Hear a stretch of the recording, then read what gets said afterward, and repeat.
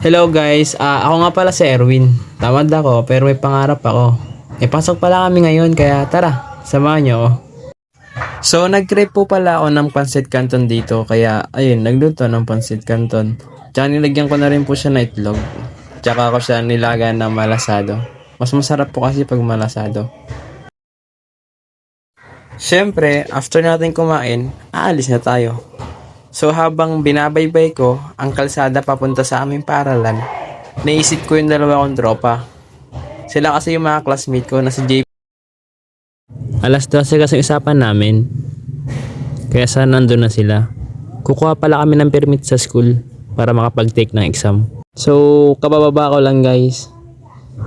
Dito na ako sa labas ng school tsaka sobrang init oh. Kitang kita yun na para na ang kinukuha ni Lods. Ipapakita ko pala sa inyo kung gaano kaganda yung school namin guys. Tignan nyo.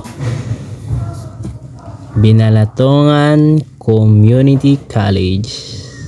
Tsaka sa sobrang init pala sa labas guys, mas minabuti ko na lang pumasok ako at doon na lang ako mag-antay. Ang tagal pa kasi nung dalawa eh. Ayoko kaya nag-aantay. Nanghirap kayang pumila. Pila kasi guys. Sa second floor ako nag-antay eh. Habang pumipila na ako, maya dumating na rin yung pinakaantay ko na si Daddy Freyo. Aroy, pasikat ka boy. Tinan nyo guys kung gaano karami yung pumipila para lang sa permit.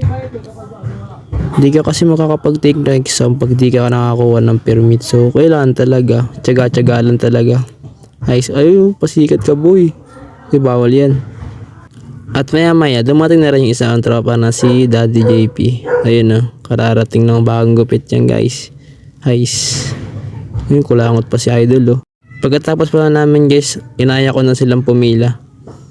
Ayun sa daming pila oh. Nag-aantay kami. At syempre, hindi sila nakapag-antay. Tinamad na kami at nagutom kaya kumain na muna kami. Ayun oh. Pag ganyan lang yung dalawang yan pero first time nilang kumain sa McDo. O diba? Pasikat ka boy. After pa namin kumain guys, pumunta kami sa plaza at di na kami bumalik sa school syempre. Tumambay na lang kami sa plaza. Gusto nila umupo eh, kaso wala sila umupuan kasi mainit. Nagpapaputi kasi silang dalawa. Tignan nyo, ayaw nila sa mainit. Hanggang sa nakahanap na kami ng pwedeng upuan. Yan. At syempre, naboring ulit sila. Hanggang sa mag-aya sila, napumunta kami sa malapit na ukay-ukayan.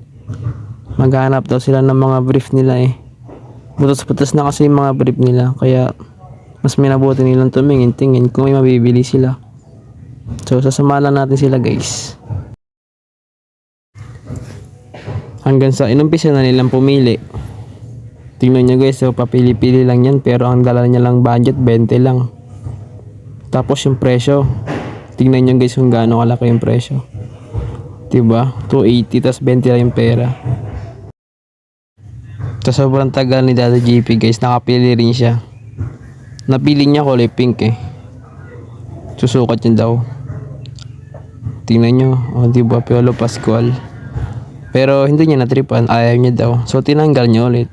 At nakakita ulit siya. Nakakita siya ng ganyan. Tapos sabi niya ayaw niya rin. Kasi raw maliit din.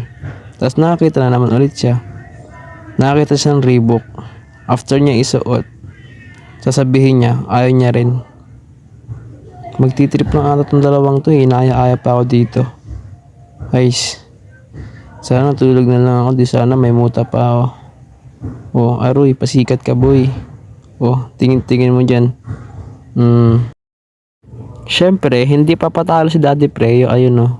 Nagtitingin-tingin daw siya ng mga shorts para daw sa liga nila. Varsity player pala si Daddy Freyo guys oh. Tingin-tingin yan. Hanggang nyo lang yan, tingin-tingin lang pero tingnan nyo hanggang sa uli. Pagdating sa uli, wala din. Wala din silang binili, diba?